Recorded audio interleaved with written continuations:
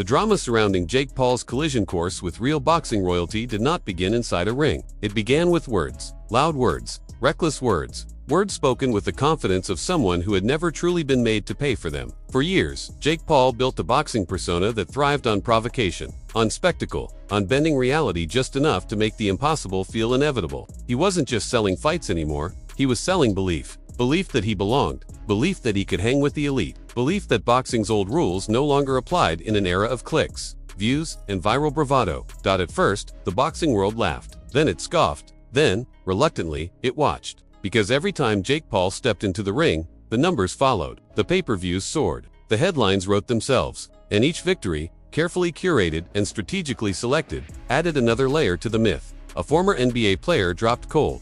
Aging MMA champions, beaten under boxing rules. A legendary name, long past its prime, reduced to a marketing prop.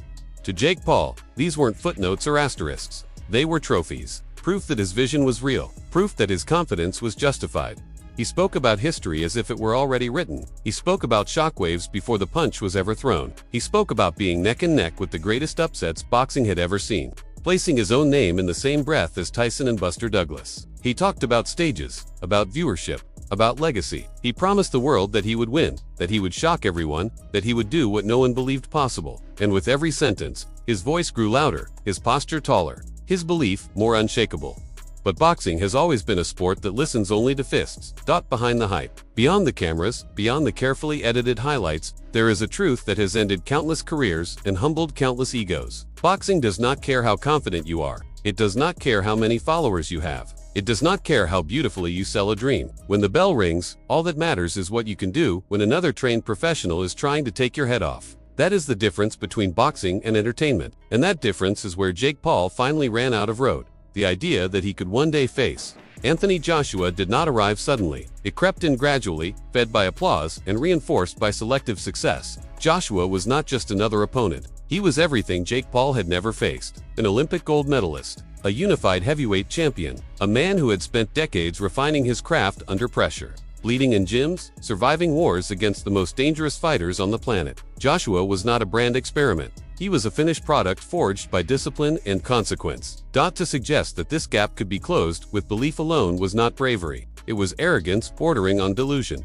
Jake spoke about wanting pain, about wanting his face broken, about being ready to die in the ring if that's what it took to win. The words sounded fearless, almost poetic in their self-destruction. But there is a difference between romanticizing sacrifice and understanding it. Real fighters do not speak casually about death in the ring. They respect it too much. They know what it costs. They know what it takes. And they know that saying you're willing to die is meaningless if you don't have the tools to survive.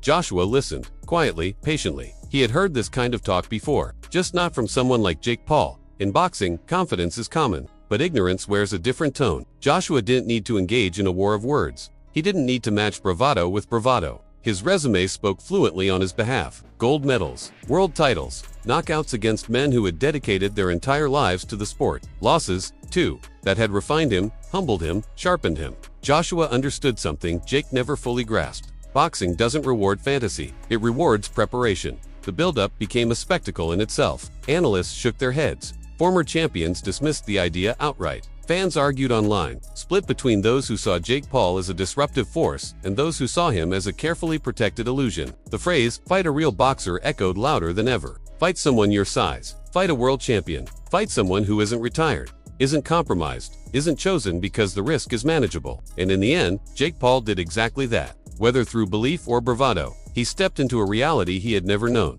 From a psychological standpoint, Jake's confidence was understandable. He was young, wealthy, surrounded by elite trainers, doctors, and yes-men who reinforced the idea that hard work could erase any gap. He trained with champions. He sparred with real fighters. He lived in gyms. But training near greatness is not the same as becoming it. Sparring rounds are not championship rounds. Controlled environments are not chaos. And Joshua was chaos refined into form. When the moment finally arrived, the atmosphere was electric, not because people believed Jake would win, but because they wanted to see what would happen when belief met reality without a safety net. This wasn't a business venture anymore. This wasn't a clever matchup. This was a collision. The kind boxing has always promised and rarely delivers in such pure form. From the opening seconds, the difference was visible. Joshua's movement was economical, his presence suffocating. He didn't rush. He didn't showboat. He cut off the ring like a man who had done it 1,000 times before. Jake tried to stay loose, to fight free, to rely on instinct and confidence. But instinct crumbles when it's tested by experience. Every jab from Joshua carried intent. Every step forward removed space. Every exchange reminded Jake that this was no longer a game of promotion and narrative. The crowd felt it before the punch landed. That quiet tension, the collective inhale before inevitability. Joshua saw the opening not because it was obvious, but because he knew where to look. Years of discipline narrowed his vision to moments that others never see. And when he threw, it wasn't reckless. It was precise. A clean shot delivered with the full weight of a heavyweight who understood exactly what he was doing. The impact was immediate and devastating. Jake Paul's jaw shattered in two places. The confidence that had carried him through years of controlled victories collapsed in an instant. This was his first knockout loss. The first time his body betrayed his belief. The first time the consequences arrived without warning or mercy. The fight ended not with controversy, not with debate, but with silence broken only by the reality settling in. Afterward, Jake spoke with a kind of stunned honesty that hadn't been present before. He admitted his jaw was broken. He acknowledged the ass-whooping he had received. He praised Joshua as one of the best to ever do it. In those moments, stripped of bravado, there was a glimpse of humility. Not the performative kind, but the kind forced upon you when fantasy dies violently. For boxing purists, the outcome felt like justice. Not cruelty, but correction. The sport had reminded the world that its hierarchy exists for a reason. That heavyweight power is not a marketing slogan. That titles and legacy cannot be skipped, purchased, or manifested through belief alone. Anthony Joshua did not just knock out Jake Paul. He shattered an illusion that had grown too comfortable, pretending it belonged in the same arena as real greatness. This wasn't about hating Jake Paul, it was about boundaries. About understanding where entertainment ends and elite competition begins. Jake had built an empire by calculating risk, by choosing moments carefully, by turning spectacle into profit. But when he finally stepped beyond that calculation, when he aimed directly at the apex of boxing's food chain, the result was inevitable. Joshua didn't celebrate excessively. He didn't mock, he didn't need to. The punch spoke louder than any words ever could. It reminded everyone watching that boxing is not impressed by confidence alone. It demands proof. It demands suffering. It demands respect. Jake Paul's career did not end that night, but it changed forever. The narrative of invincibility evaporated. The idea that he could leapfrog decades of experience was buried beneath canvas and consequence. What remained was a talented athlete who had finally learned the cost of his own mouth. The downfall wasn't cruel. It was earned. Because in boxing, sooner or later, everyone must answer for their words. And that is the lesson this fight will be remembered for. Not the hype, not the views, not the trash talk, but the moment when belief met reality and reality didn't blink.